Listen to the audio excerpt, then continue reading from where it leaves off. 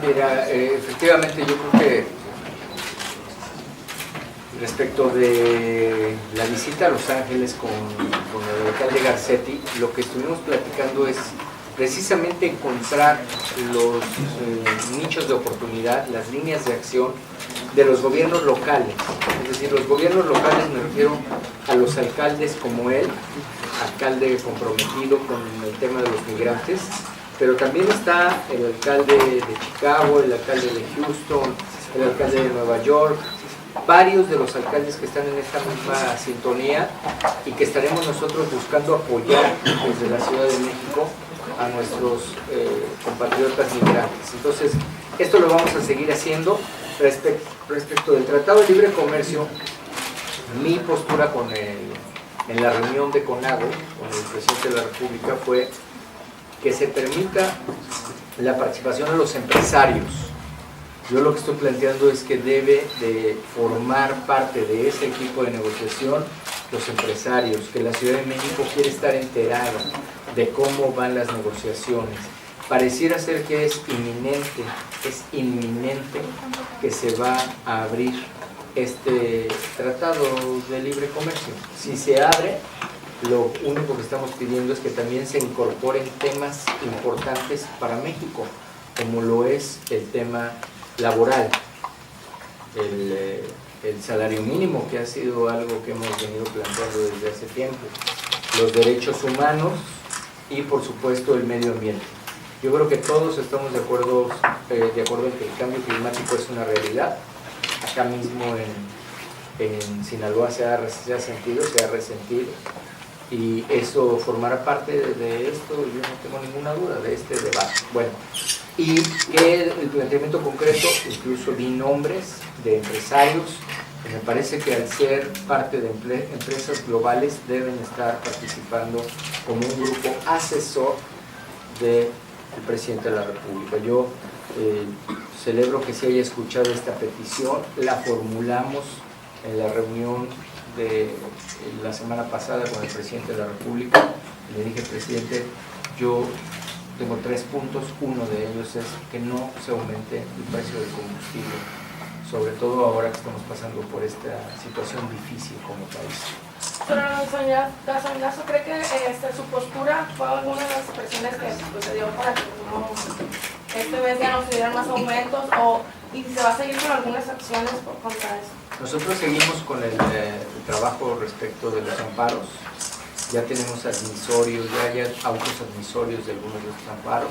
Entonces vamos a ir viendo cómo se comportan y cuáles son las decisiones que toma el Poder Judicial Federal, y estaremos en ese litigio, porque seguimos pensando que es absolutamente injusto crear estas diferenciaciones de precios. Yo la única justificación que encuentro son en los estados fronterizos, en donde es obvia la necesidad de estabilización de precios para poder ser competitivos con los Estados Unidos de Norteamérica, pero fuera de eso no encuentro la justificación más allá de lo que nos dicen que ahora hay que invertir y que hay que tener otro tipo de infraestructura. Entonces eso es el planteamiento. Enrique Gil, de Noticias. Señor jefe de gobierno, buenas tardes. Preguntarle sobre el tema de este programa que trae a Sinaloa. El candidato del PRI a la gubernatura de Sinaloa, hoy gobernador, argumentaba en su campaña que un 25% de la población del estado no tiene los servicios médicos. Este programa puede ayudarle a Sinaloa para reducir ese porcentaje, que mucha de la gente no la tiene por las razones que habían dado en sus discursos, que tienen que ver con ignorancia, por desconocimiento, por muchas razones. Eso por una parte. Y por otra, ha sido muy comentado en la comentocracia este programa, porque se parece mucho a una precampaña. Y cuando uno ve los números de casi 3 millones de ciudadanos de la Ciudad de México que están recibiendo este programa, y cuando ve un viaje, tantos viajes para promocionarlo, pues como que empieza uno a dudar. Y bueno, en este caso es carambola a 2 bandas, porque dicen que el doctor Agüed también es parte de la apoyo. Mira, sin duda para nosotros es muy importante poder conocer la realidad en el tema de salud y de otros temas del país. Es algo sustancialmente importante, pero que se complementa cuando hay una acción conjunta. O sea, si nosotros logramos que esto funcione bien en Sinaloa, como estoy seguro que será con la implementación que hará el señor gobernador, eso va a tener un avance para Sinaloa, no tengo duda, porque en este programa se suman las universidades, en este programa se suman esfuerzos y vas localizando población que no tiene manera de ir al hospital. No es, si tú le hicieras un hospital a la vuelta de su casa tampoco iría, porque son personas que están postradas en sus camas, porque son personas con discapacidad, son personas que de ninguna manera van a poder alcanzar a ir a los servicios de salud. Entonces tú lo que creas es esto que se perdió esencialmente de la medicina, que es la medicina preventiva. ¿Cuántas veces los que más o menos estemos en el rango de edad debemos recordar cómo se hacían las visitas médicas, cómo se tenía el maletín del doctor? Bueno, hasta Chespirito lo usaba, ¿no? Tenía su maletín, el doctor Chapatín tenía su maletín. Después se perdió esto del maletín, y entonces es que tú tenías que acudir al hospital o tú tenías que ir al centro de salud. Pero si retomamos esta parte preventiva, si hoy el señor gobernador quisiera hacer una campaña de vacunación, por ejemplo, para poder llegar a estos sitios efectivos, si las universidades se suman a su convocatoria, él no va a contar solamente con su plantilla de trabajadores de salud, sino va a contar con toda esa plantilla de los que se sigan sumando de universidades, de escuelas, de institutos, de enfermería, de medicina, de odontología.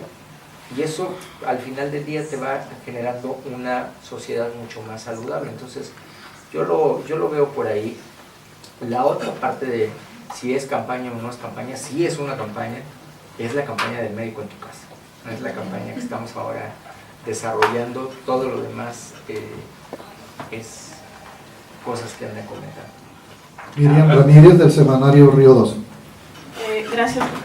Preguntarle sobre lo que aprobó días pasados la Asamblea de Constituyentes, la nueva Constitución y la revocación de mandato, que está considerado como pues una legislatura de avanzada. Y pues si nos pudiera platicar un poco de qué trata todo esto, y aprovechar para preguntarle al gobernador de Sinaloa si su gobierno tendrá un compromiso con este tipo de leyes como la revocación de mandato, si usted se compromete para traerlo para Sinaloa. Y aprovechando, si es posible, gobernador, la licitación pública en vivo que se hizo el día de hoy, agradecerle por eso, pero también preguntarle si esto será permanente y será para todo el tipo de procedimientos de compras que se hagan, o si va a haber nada más ciertas y cuáles. Gracias. Pues digo, rápidamente, aunque yo quisiera realmente darle todo el espacio aquí al jefe del gobierno de la Ciudad de México, porque pues es un gusto tenerlo aquí. Si quieren lo platicamos con mayor detalle, en forma particular, y otros temas, pero demos el espacio aquí a este invitado de lujo que tenemos. Muchas gracias. Jefe, nada más para que le agregue ahí a su pregunta, y también que opine si considera que se deban reducir el número de diputados, ahora que ya se aprobó la Constitución en el DF, en la Ciudad de México, si se considera o está en favor de que se reduzca el número de diputados y senadores como se ha planteado ya en algunos. Sí, yo estoy de acuerdo en que se analice esto y obviamente se pueda llegar a lo que es óptimo, no solamente en eso, sino en los recursos de las elecciones. Yo creo que eso es algo que debe de revisar bien nuestro país, sobre todo en un momento donde la economía está siendo lastimada, donde la economía está pasando por momentos difíciles, pero por tragos amargos. Entonces yo creo que hay que rediseñar. La Constitución de la Ciudad de México ha sido un ejercicio político muy importante, porque ahí están representadas todas las fuerzas, todos los partidos, absolutamente todos los que tienen participación política en la Ciudad de México estuvieron en este trabajo. Fue un ejercicio muy complicado porque la aprobación de cada artículo requería de la mayoría calificada. No era la mayoría simple, sino requirió mayoría calificada de 3/4 partes. Entonces cada artículo es consenso político. Cada artículo, no se puede hablar de que alguien haya mayoriteado o que alguien se haya quedado sin estar conforme. Lo que hoy se logró de documento en la Ciudad de México es una tarea de mucha gente, de hombres y mujeres, y nos decían que no lo íbamos a lograr, nos decían que no iba a salir, que no iba a estar en tiempo.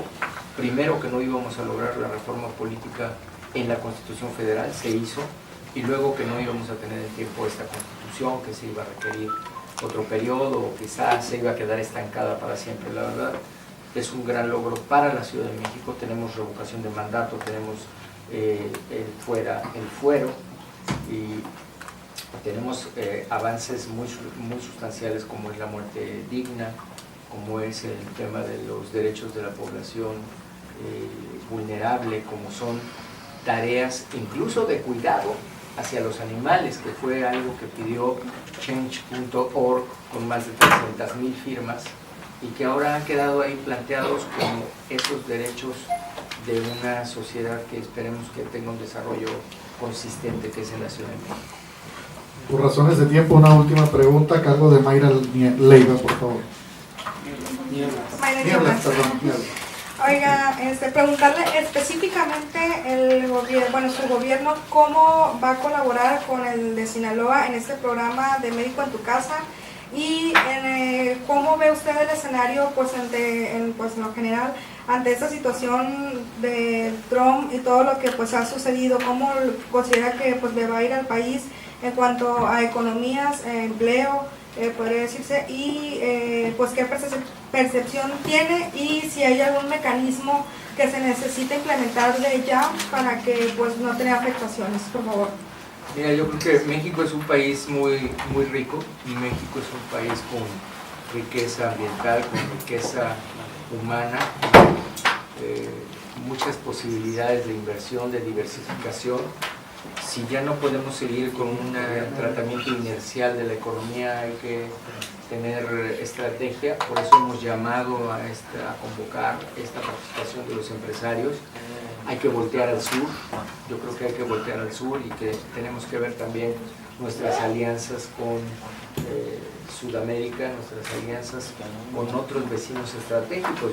México forma parte de un bloque muy importante mundial, en donde están países de Oriente, donde están países de otros continentes, y que por supuesto están en la misma sintonía de trabajo que México. Entonces México tendrá varias opciones, sin que esto signifique un rompimiento con los Estados Unidos. Yo he insistido mucho en que hay que diferenciar la relación con el pueblo de los Estados Unidos, porque ayer lo pude vivir directamente con Eric Garcetti, que forma parte de la población de norteamericanos que quieren ayudar a los mexicanos y que están preocupados por lo que les pudiera pasar, y el gobierno de los Estados Unidos, representado por su nuevo presidente. Hay que diferenciarlo. México debe seguir trabajando con los gobernadores, con los alcaldes, con toda la gente, y en la medida que sea posible con el gobierno, pero hay que hacerlo con firmeza, con dignidad, y obviamente también tendrá muchas otras opciones nuestro país. No será la primera vez que esté en una coyuntura complicada, de la cual va a salir, estoy seguro, como siempre, muy bien librado. Pues eso es lo que yo veo para México, y creo que hay un nicho de oportunidad importante volteando al sur. Doctor, antes que se vaya, usted estuvo, perdón, señor gobernador, usted estuvo en la ciudad de Los Ángeles, hizo un compromiso con los estudiantes indocumentados que están allá. Sí. ¿Nos puede dar un poco, bueno, a mí me puede dar un poquito de más datos sobre su ofrecimiento de apoyo para que ellos logren la ciudadanía? Lo que nosotros vamos a trabajar y vamos a impulsar es un fondo en donde se pueda dar un apoyo tangible a la gente para realizar el trámite de ciudadanía. ¿Qué quiere decir esto? Hoy tenemos a una población importante en los Estados Unidos de Norteamérica que cumple con los requisitos de residencia, tienen ya la residencia, pero no han realizado su trámite por falta de recursos económicos. Entonces vamos a trabajar con este fondo, estaremos hablando con empresarios, estaremos hablando con amigos, y nos hemos comprometido pues con estos jóvenes para poder consolidar y trabajar de la mano con la ciudad de Los Ángeles en el mismo. Nada más con Los Ángeles, porque hay Muchas ciudades santuarios, gracias. ¿no? Esta reunión que tendremos de alcaldes de Estados Unidos y de México nos dará pues reglas importantes para el avance. Gracias, doctor. Muchas gracias a todos por su Gobernador,